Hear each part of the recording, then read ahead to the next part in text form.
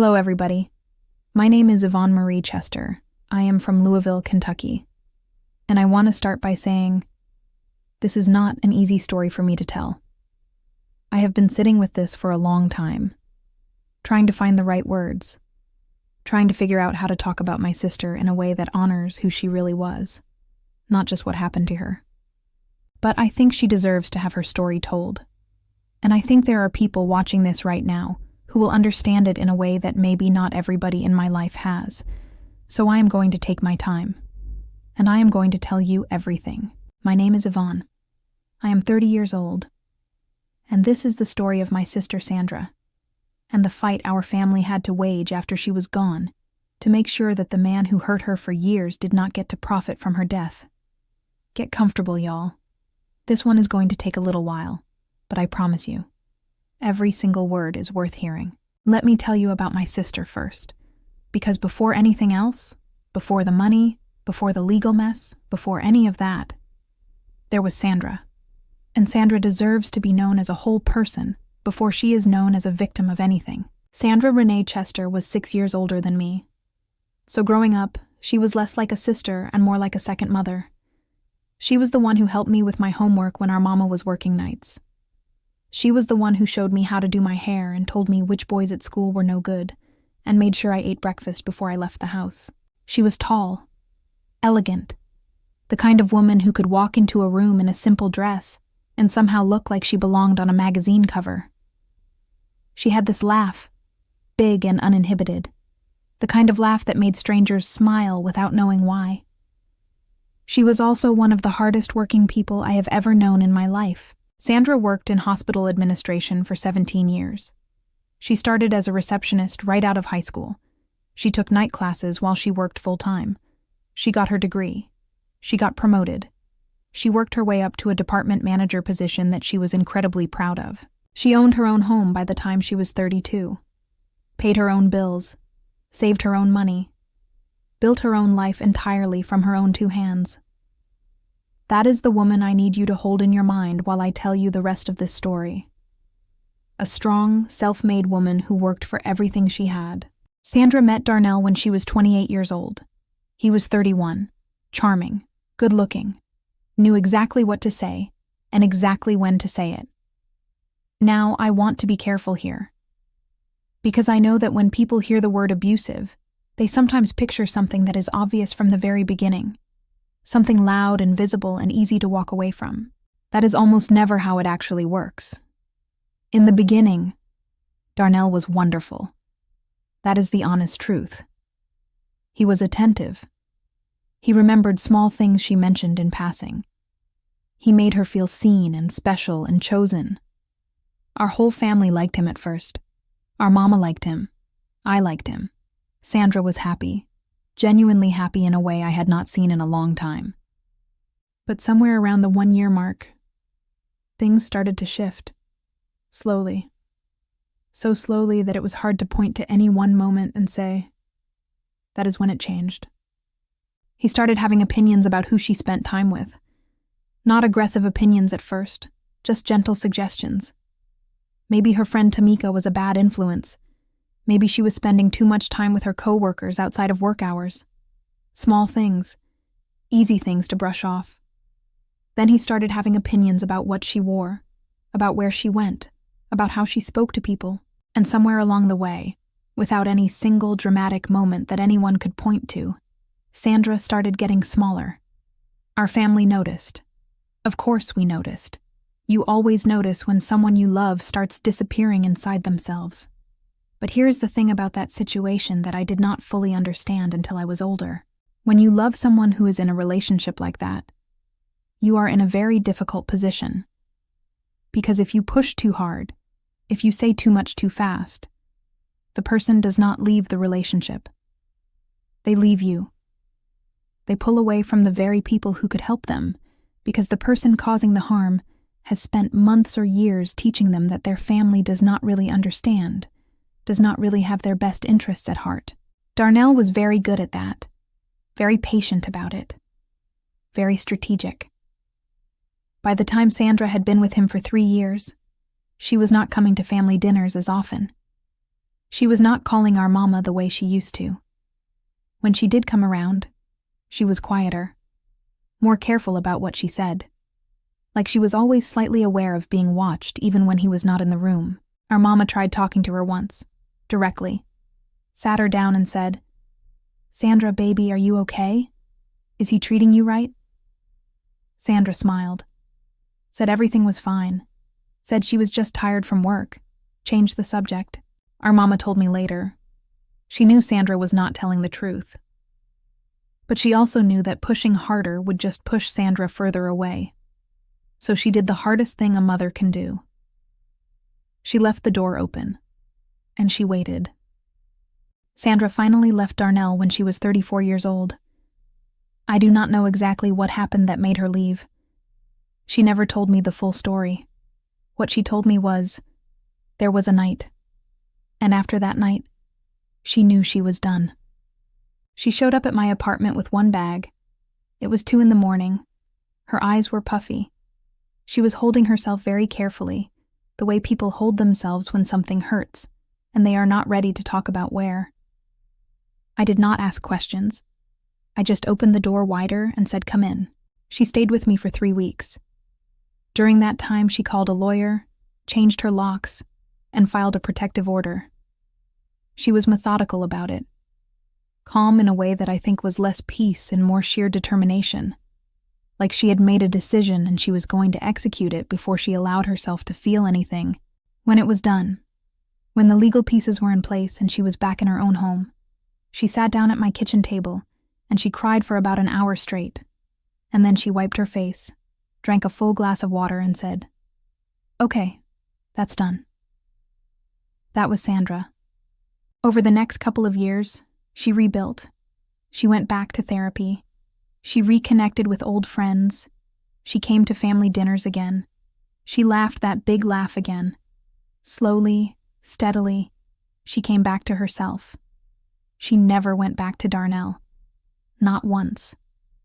Sandra was diagnosed with an aggressive form of ovarian cancer when she was 37 years old. I am going to say that plainly because there is no soft way to say it. She was 37 years old. She had just gotten her life back. She was happy and free and building something good. And then this. The next 2 years were the hardest of our family's life. Sandra fought hard. She did chemotherapy. She did everything her doctors recommended. She had good stretches and then hard stretches. There were months where we genuinely believed she was going to beat it. But she did not beat it. She passed away at 39 years old in the spring, in her own home, with our mama and me right beside her. I am not going to spend a lot of time on this part because I think some grief is too private for a story like this. What I will say is, we lost something irreplaceable when we lost Sandra. Our family has a shape to it now that will never be quite right again. But I also want to say this. In the midst of all that pain, Sandra faced her illness with the same quiet determination she had faced everything else in her life. She handled her affairs. She made decisions. She said the things she needed to say to the people she loved, or at least, we thought she had. About 3 weeks after Sandra passed, our family sat down with her attorney to go over her estate. Sandra had a will. Of course she did. She was organized about everything. She owned her home. She had a retirement account. She had savings. Not a fortune, but the result of 17 years of hard, disciplined work. Somewhere in the range of $140,000 in total assets, plus the house. We sat down at that attorney's office, me, our mama, and our Aunt Dolores, expecting this to be a sad but straightforward process. The attorney went through the document carefully. He explained things slowly and clearly. And then he got to the beneficiary designations on her retirement account and her life insurance policy. He looked up at us over his glasses, and he said, "I want to make sure you are aware. The named beneficiary on both of these accounts is Darnell." I heard the words. I understood the words individually, but for a moment they did not make sense in the order he had put them. Our mama said very quietly, "I'm sorry." Could you say that again? He said it again. Darnell. The man Sandra had left 6 years ago. The man she had filed a protective order against. The man she had spent years healing from. His name was still on her accounts. I want to tell you how each of us reacted, because I think it matters. Our mama went very still. The way she goes still when something is too big to process standing up. She sat back in her chair and folded her hands in her lap and looked at the wall for a long moment. Aunt Dolores said out loud, in that attorney's office, a word I will not repeat on this channel. And then she said, absolutely not. Me. I felt something cold move through me, followed immediately by something very focused and very sharp. I said to the attorney, can you tell us when those beneficiary designations were last updated? He looked through the paperwork. He said the retirement account beneficiary had been set when Sandra first opened the account, back when she and Darnell were together. It had never been changed. The life insurance policy was the same, set during their relationship, never updated. Now here is something I need you all to understand, because this is important and I want to take a moment to explain it clearly. A will and a beneficiary designation are two different legal things. Your will covers certain assets, property, bank accounts, personal belongings. But retirement accounts and life insurance policies pass directly to whoever is named as the beneficiary, regardless of what the will says. So Sandra's will could leave everything to our mama. But if her retirement account and her life insurance policy still had Darnell's name on them, those assets would go to Darnell. Automatically, by law. Sandra had updated her will after she left him, but she had never updated those beneficiary designations. She may not have known she needed to, or she may have simply not gotten to it during 2 years of fighting cancer. Either way, the law did not care about the reason, only about the name on the paperwork. I went home that evening, and I did not sleep. I sat at my kitchen table with a notepad, and I wrote down everything I knew and everything I needed to find out, because I was not ready to accept that this was simply how it was going to end. I called a different attorney the next morning, an estate litigation specialist. I explained the situation fully and I asked her, is there anything we can do? She was honest with me.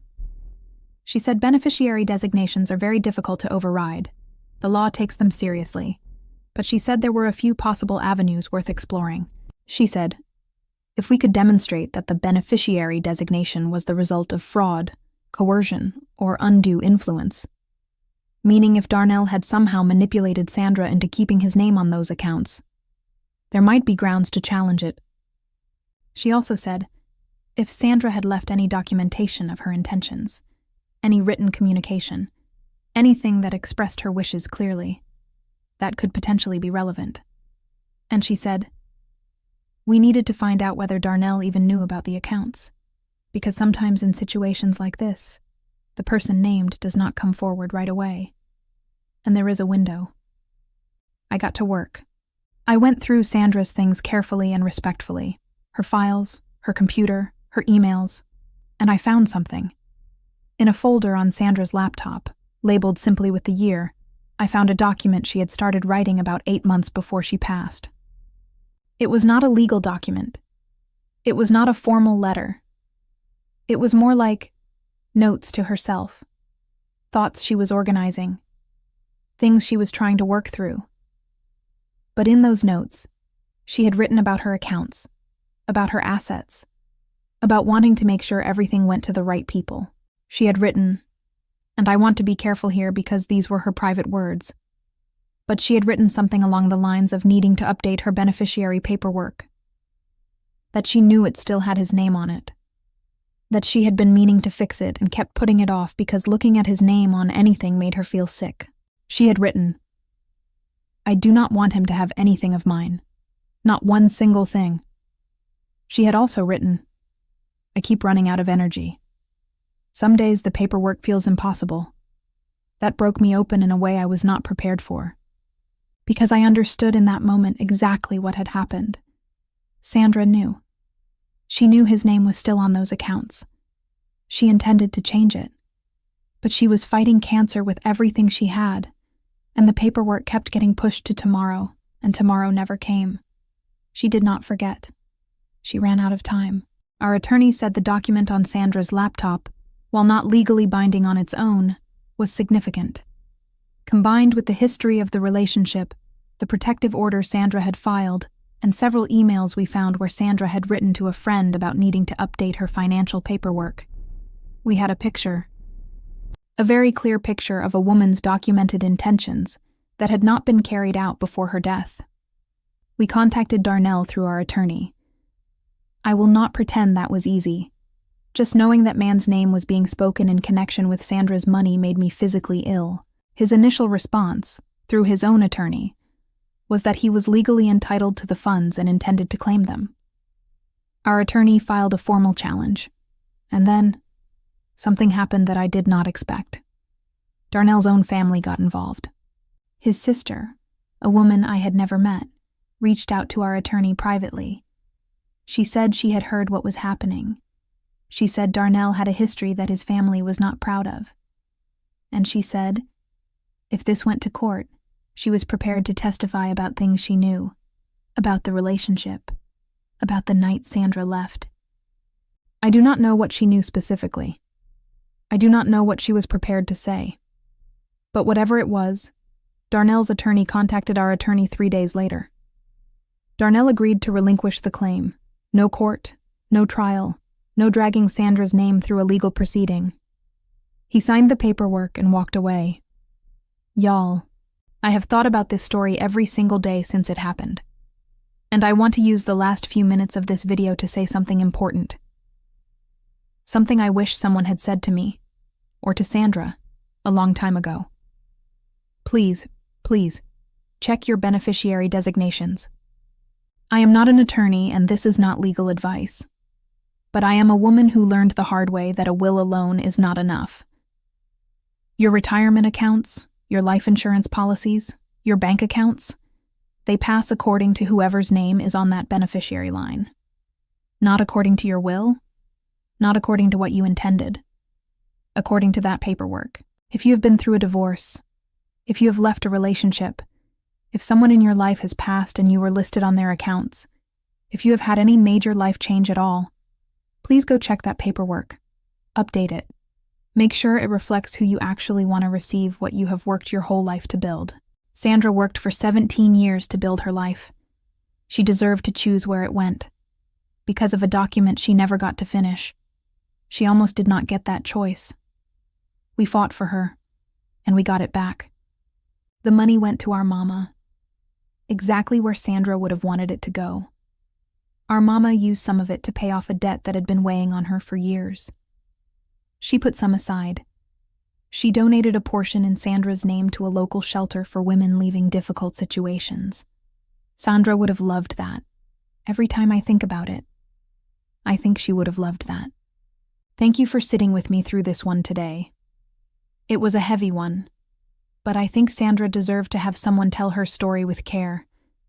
If this video helped even one person go check their beneficiary paperwork, then it was worth every word. Leave me a comment. Share this with someone you love. And please, take care of your paperwork and take care of each other. I will see you in the next one. God bless.